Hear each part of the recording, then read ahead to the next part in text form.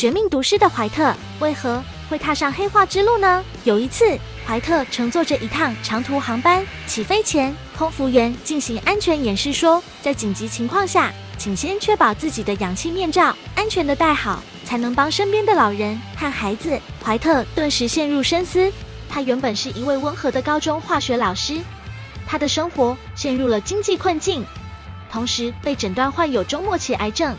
他意识到过去自己一直为别人牺牲，却忽略了自己的需求，也影响了身边的人。在深深的反思中，他明白了一个重要的道理：自己都照顾不了自己，勉强帮他人，最后只会两头不到岸，把状况弄得更糟。飞机降落后，怀特下定决心改变自己的生活方式。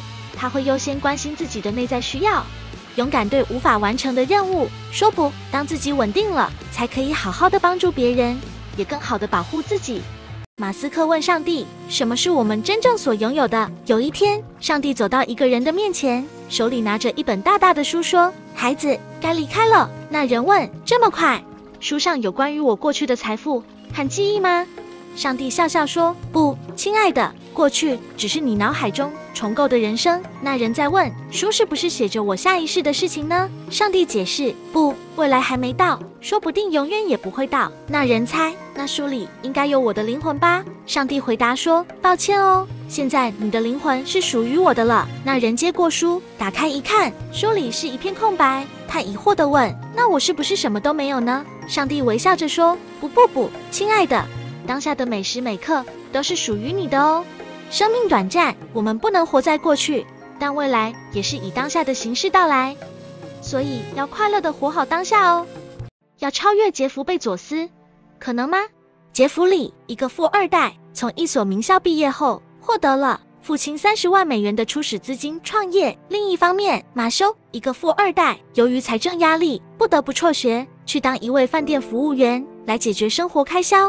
快进到40岁，杰弗里借助个人远见和家庭关系，他创办的公司逐渐取得了成功，实现了可观的增长，最终决定提前退休。而马修在工作中受到侮辱，为了养家而苦苦挣扎。这种鲜明的差异，并不是马修不努力，因为他每天的工作时间是杰弗里的2-3倍。尽管如此，马修终身都无法积累30万美元。马修应该怎么样改变自己的命运呢？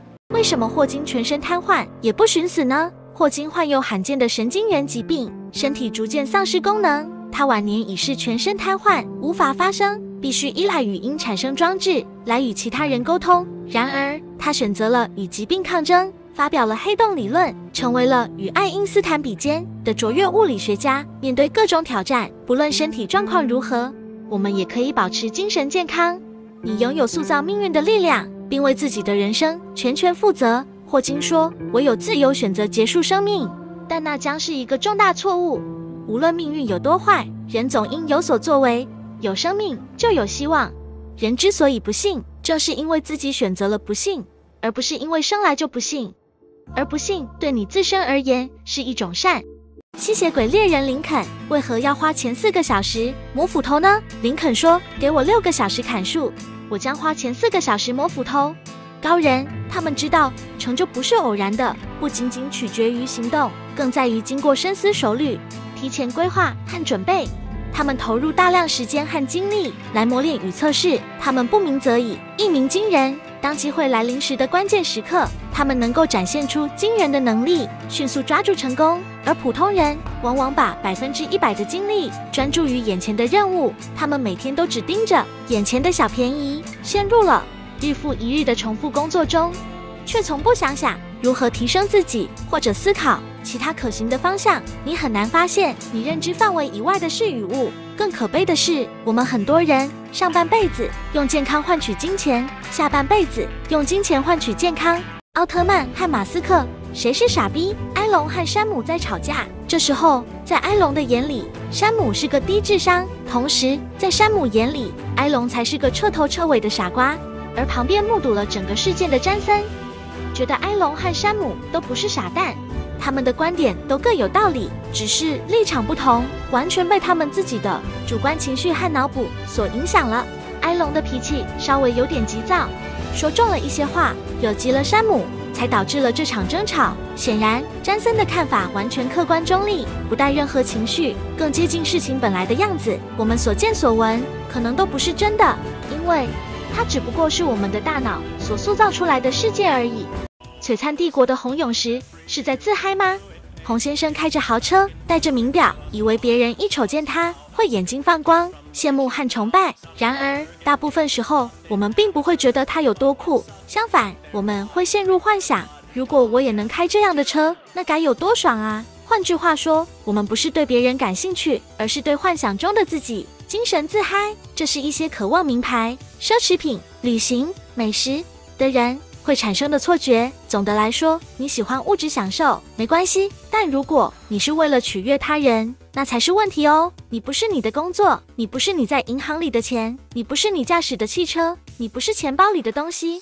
霍比特人的咕噜为何为了一戒指而疯狂呢？小凯在旅程中意外发现一枚漂亮的戒指，他不再孤单，因为他拥有了这个戒指。但拥有是双向性的，魔戒也从此拥有了他。小凯开始随时随地都想着魔戒，不遗余力地维护它，时刻担心被别人夺走，又为失去它的那一天而焦虑，使他变得疯狂和狡诈。他也同时变得缩头缩尾，不敢再去冒险探索。然而，随着时间的推移，小凯渐渐明白，即使拥有了魔戒，生活仍然充满了痛苦和不确定。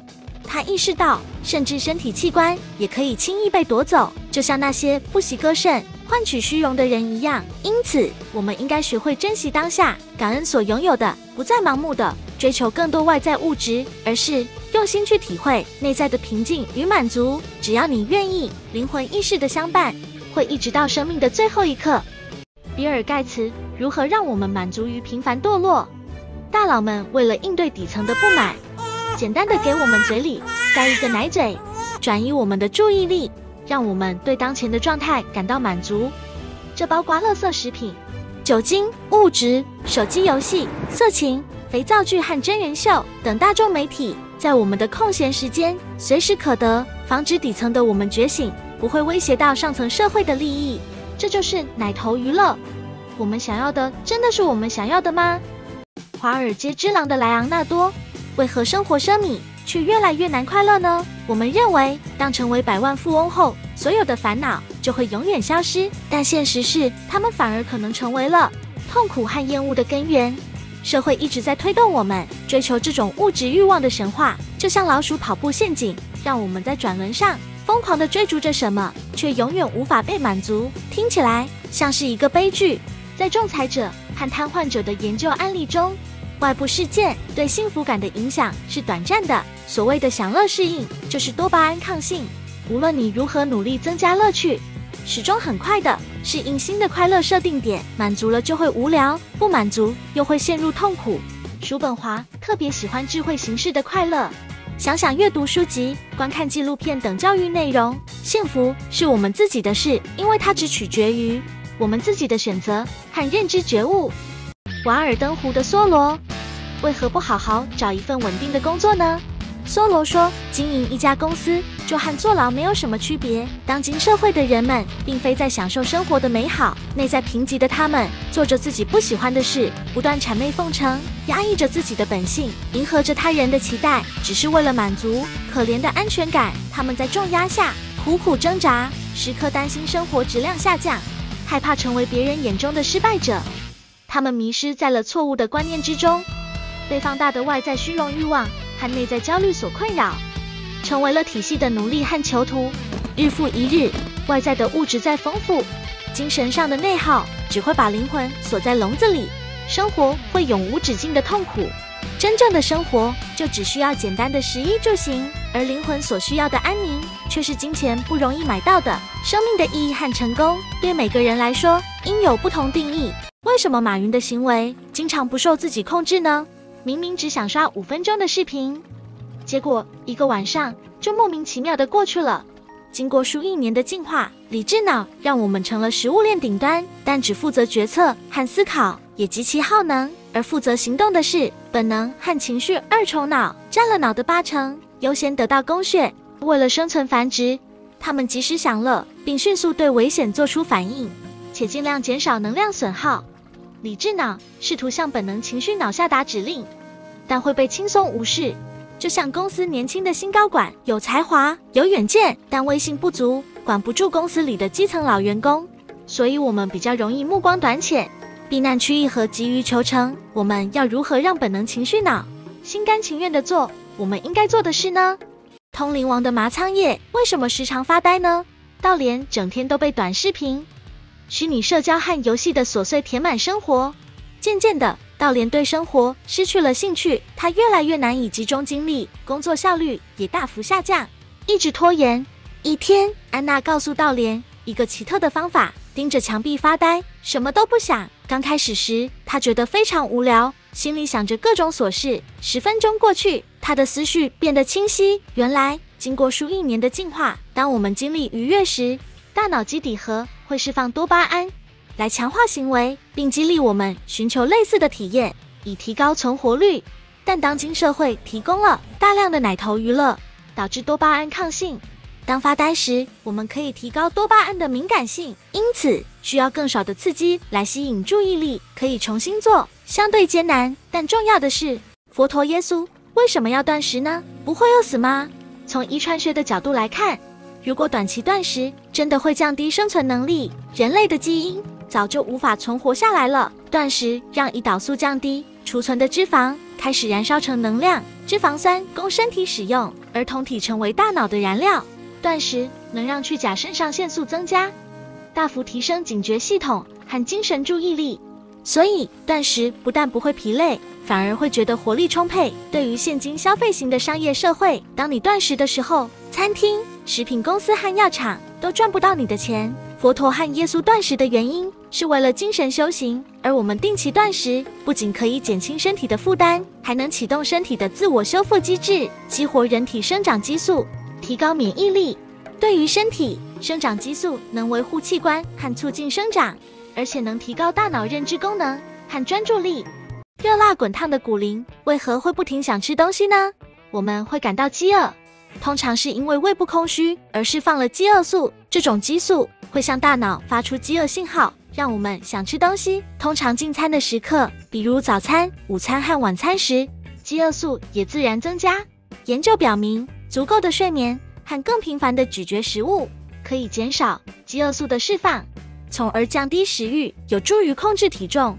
如果你能够在感到饥饿后约2小时内坚持不吃东西，饥饿感逐渐减弱，因为饥饿素会慢慢恢复到正常水平。这需要一些意志力，你可以尝试做一些紧急事情来分散注意力，帮助自己度过这段时间。另外，如果你习惯了生酮饮食，身体在断食24小时内开始燃烧脂肪为燃料，瘦体素的分泌让我们饱腹，不会暴饮暴食。